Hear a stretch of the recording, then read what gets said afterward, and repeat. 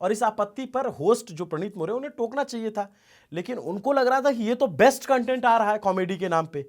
उनको लग रहा था कि ये जो सबसे जबरदस्त जो वायरल होगा वो वाला कंटेंट आ रहा है, व्यूज की, एंगेजमेंट की फार्मिंग है।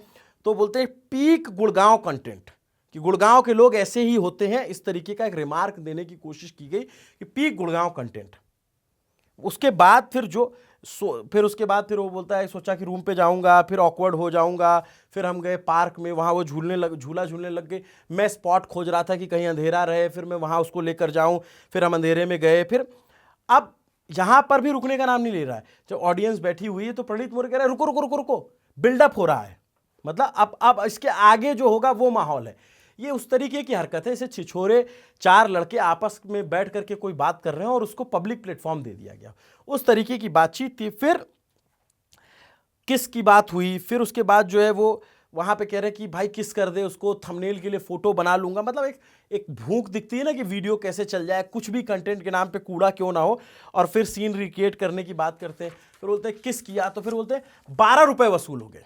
मतलब आप उस लड़के हिमांशु जांगड़ा की नौकरी गई, उसके साथ जो होना था वो सही हुआ है, और ऐसा ही होगा, उससे तभी अकल आएगी। उसकी सोच शायद समय के साथ खुल जाए। बहुत सारे लोग आगे चल के ठीक हो जाते हैं, नहीं होते हैं तो फिर उसकी गलती है, उसकी मर्जी है।